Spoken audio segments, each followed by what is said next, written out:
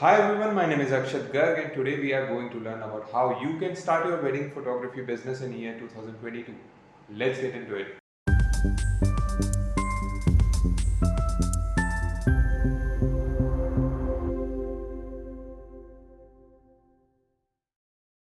Okay, so I started my photography when I was 13. I started it as a hobby and gradually developed my photography passion into my profession.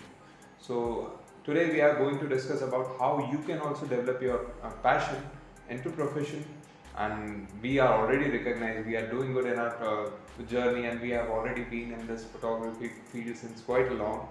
So we have been featured in various news platforms like NYK Daily, Daily Hunt, maybe Outlook India, and many more. You can also check it out. We have mentioned links in our description below. Okay, so here is my first tip for you.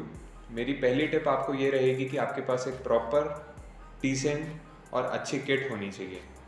जब तक आपके पास अच्छी kit नहीं होगी, आपको market में honestly कोई काम नहीं देगा. आप एज अ फ्रीलांसर अगर आपका करियर स्टार्ट करना चाहते हैं वेडिंग फोटोग्राफी में, तो आपका किट देखकर ही आपको लोग काम देंगे, क्योंकि आपके पास और कोई पैरामीटर नहीं है जिससे लोग आपको जज करेंगे कि how you can work. So kit is very important part. Definitely photography field है या वीडियोग्राफी या सिनेमेटिक्स की जो भी फील्ड्स हैं, उनमें आपको इन्वेस्टमेंट तो करना ही पड़ता है इनिशियली. तो मेरा ये सजेशन है कि आप एक अच्छी किट के साथ ही आगे जाए, तभी लोग आपको रिकॉग्नाइज करेंगे एंड तभी आपको काम मिलेगा. अब बात आती है किट की. So what kind of kit you want for your wedding photography. Like it depends. अगर आप ट्रेडिशनल फोटोग्राफी में जाना चाह रहे हैं तो you can go ahead with kit lenses like 25-105 और विद f4 इवन. f4 आप 24-105 के साथ भी कंटिन्यू कर सकते हैं. You can use a full frame camera. हाँ, डेफिनेटली फुल फ्रेम कैमरा आपके पास रहेगा तो आपकी मार्केट में डिमांड ऑटोमेटिकली थोड़ी सी इंक्रीज कहीं ना कहीं होगी. तो मैं सजेस्ट करूँगा आपको कि एक आपके पास फुल फ्रेम बॉडी होना चाहिए, एक किट लेंस होना चाहिए if you are doing traditional photography. Now comes the part of candid photography.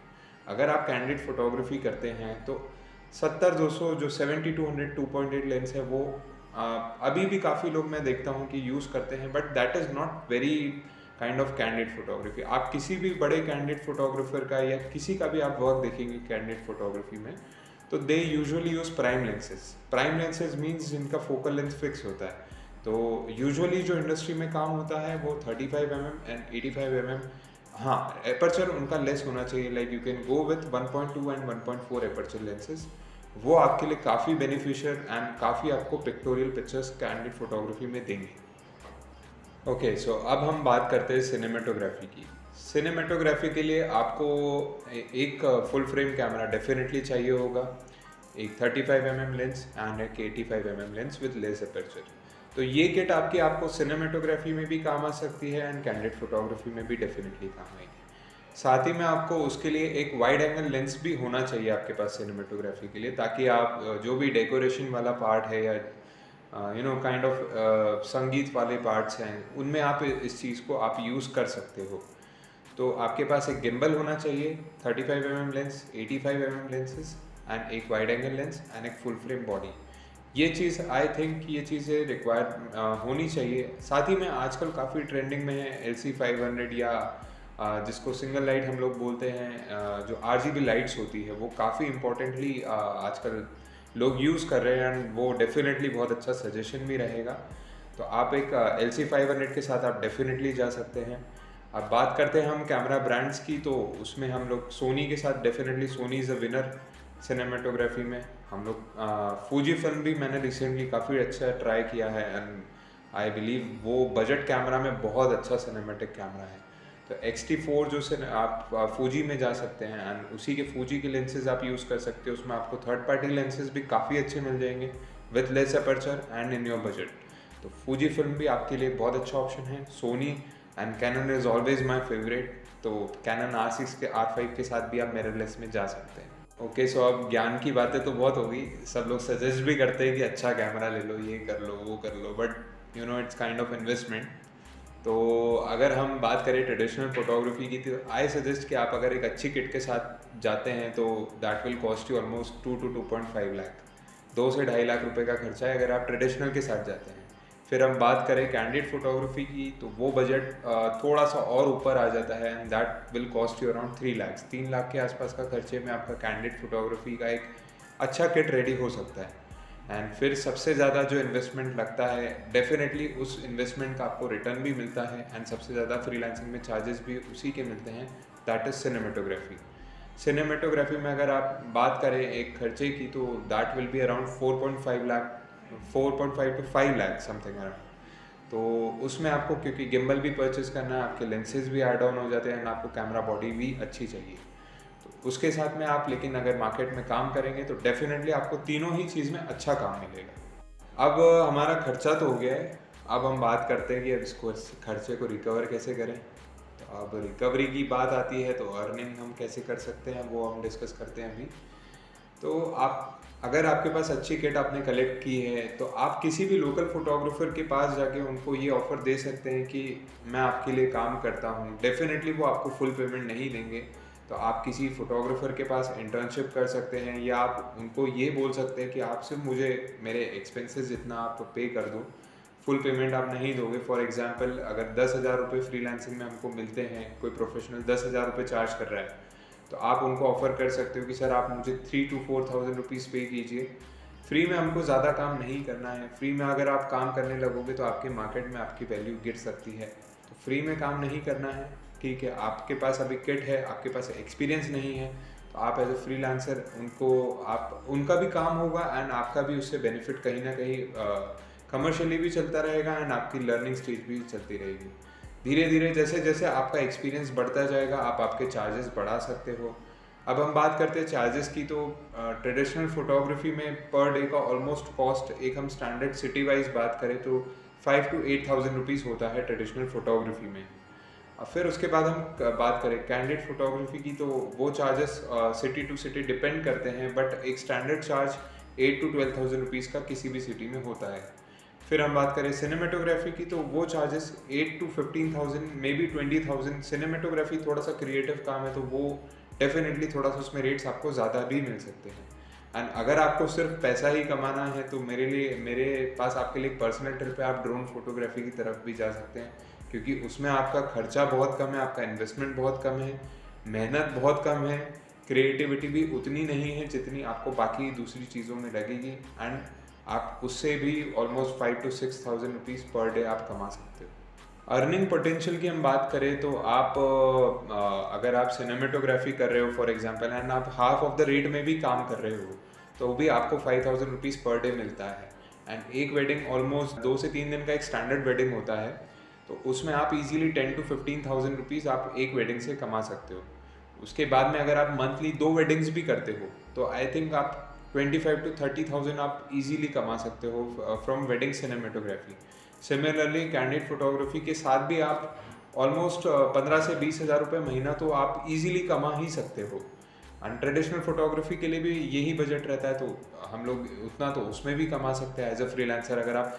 और ये भी मैं आपको इनिशियल रेट्स बता रहा हूँ, जब आपके पास एक्सपीरियंस होगा, जब आपको लोग जानने लगेंगे, जब आपकी मार्केट में कोई वैल्यू हो जाएगी, तब डेफिनेटली आपको इससे बहुत ज़्यादा बजट मिलेगा। लोग सिनेमेटोग्राफी में they earn 1.5 lakh to 2 lakh सिर्फ फ्रीलांसिंग करके। मैं अभी प्रोजेक्ट्स की बात नहीं कर रहा हूँ, मैं सिर्फ फ्रीलांसिंग की बात कर रहा हूँ कि आप 1.5 से 2 लाख रुपए महीना कमा सकते हो अगर आप सिर्फ फ्रीलांसिंग कर रहे हो तो भी। तो अगर आप इन्वेस्टमेंट कर रहे हो, तो आप अगर इन्वेस्टमेंट वाइज कैलकुलेट करोगे, आप इनिशियली भी आप 2 से 3 महीना अगर आप कम रेट्स पे भी काम कर रहे हो, तो भी आप 6 मंथ के बाद तो आप आपके किट का आपने जितना एक्सपेंस किया है वो आप इजीली निकाल सकते हो। तो इन्वेस्टमेंट वाइज अगर हम ये फील्ड में बात करें, तो आपको कोई ज़्यादा इशू नहीं आना है, आप इजीली आपका इन्वेस्टमेंट रिकवर कर सकते हो compare to any other business activity. अब अर्निंग और इन्वेस्टमेंट की बात तो हमने कर ही ली है, इसके बाद में हम बात करते हैं कि आप अपने आप को कैसे प्रेजेंट करोगे, कैसे आप अपने आप को सेल कर सकते हो, कैसे आप अपने आप को मार्केट कर सकते हो। तो उसके लिए हमारे पास, हमारी जनरेशन के पास एक बहुत ही पावरफुल टूल है, that is technology and social media. Social media पे आपको अपने आप को मेंटेन करके चलना है। ऐसा लोग समझते हैं कि अगर आप बिजनेस खुद ही कर रहे हो तो आपके लिए सोशल मीडिया इंपॉर्टेंट है या आपके लिए वेबसाइट इंपॉर्टेंट है। ये गलत परसेप्शन है। मैं ये मानता हूँ कि ये चीज़ें नहीं होना चाहिए। अगर आप फ्रीलांसर भी हो तो भी आपके पास एक बहुत पावरफुल प्रेजेंटेशन होना चाहिए, ताकि आप लोगों को दिखा पाओ कि what kind of work you can do, and कैसे आप आगे बढ़ सकते हो एंड उनको आपको हायर करने से क्या बेनिफिट होगा। डेफिनेटली आप थोड़ा थोड़ा कम रेट्स में आप काम करके आगे बढ़ सकते हो, साथ ही में आपके पास बहुत स्ट्रॉन्ग पोर्टफोलियो है तो वो आपको मार्केट करने में बहुत ज़्यादा हेल्प करेगा। तो आपको स्टार्टिंग में फोकस आपका जो रखना है वो थोड़ा कमाने पे कम रखना है एंड आपका पोर्टफोलियो बढ़ाने में एंड आपका नेटवर्किंग बढ़ाने में ज़्यादा रखना है। आपका नेटवर्क जैसे जैसे बढ़ेगा आपके लिए अपॉर्चुनिटीज़ ऑटोमेटिकली खुलती जाएगी। ये बिजनेस ऐसा है जिसमें माउथ पब्लिसिटी भी बहुत काम आता है and digital marketing and digital platforms भी आपको ग्रो करने में बहुत ज़्यादा हेल्प कर सकते हैं। तो आपको दोनों ही तरीके से काम करते रहना रहेगा। आपको लोकली भी ग्रो करना है एंड आपको सोशली ग्रो करना है। हम स्पेसिफिकली बात करें अगर डिजिटल मार्केटिंग की तो आप उसमें कैंपेन्स बना सकते हैं। आप फेसबुक एड्स मैनेजर का यूज़ करते हुए आप काफ़ी टारगेटेड ऑडियंस को आप लोग रीच कर सकते हैं। उस पर काफ़ी मिनिमम कॉस्ट पे आपको काफ़ी सारे रीच मिल जाते हैं। तो फेसबुक एड्स मैनेजर एक काफ़ी अच्छा ऑप्शन है। उसके बाद अगर आपका वेबसाइट है तो गूगल एड्स भी आपके लिए एक बहुत अच्छा ऑप्शन है। हम लोग भी काफ़ी फोकस करते हैं हमारा बिजनेस डेवलप करने के लिए from the Instagram, Facebook ads manager and Google ads से। उसके बाद होता है एसईओ सर्च इंजन ऑप्टिमाइजेशन, जिससे आपका वेबसाइट अपर टू अपर रैंक पे आता है। तो एसईओ लेकिन थोड़ा सा लंबा प्रोसेस है एंड आई विल सजेस्ट कि एसईओ आप थोड़ा सा रुक के करें जब आपका पोर्टफोलियो काफ़ी स्ट्रांग हो जाए। बट ठीक है, इंस्टाग्राम में आप और फेसबुक में आप काफ़ी ज़्यादा टाइम आपका दे सकते हैं। That will not be wasted, that I can assure you. अगर आप अच्छा कंटेंट डालते हैं इंस्टाग्राम पे, फेसबुक पे, तो लोग उसको बहुत पसंद करते हैं। स्पेशली इंस्टाग्राम रील्स आजकल बहुत ट्रेंडिंग है इन ईयर 2022। तो आप रील्स बना के डाल सकते हैं, आप कंटेंट पोस्ट कर सकते हैं, स्टोरीज आप डेली एक्टिविटीज़ शेयर कीजिए। आपके एक ऑडियंस के साथ आप लोग एंगेज करते रहिए पूरी तरह से। तो आपके साथ जो भी फोटोग्राफर्स है, दूसरे फोटोग्राफर्स है, आपके क्लाइंट्स हैं, अगर डायरेक्टली आपको फॉर्चुनेटली क्लाइंट्स मिल जाते हैं तो वो भी आपके साथ एंगेज रहेंगे, वो भी आपका पोर्टफोलियो देखेंगे, वो भी आपका काम देखेंगे एंड डेफिनेटली आपको कहीं ना कहीं उससे बिजनेस ग्रोथ मिलेगा ही मिलेगा।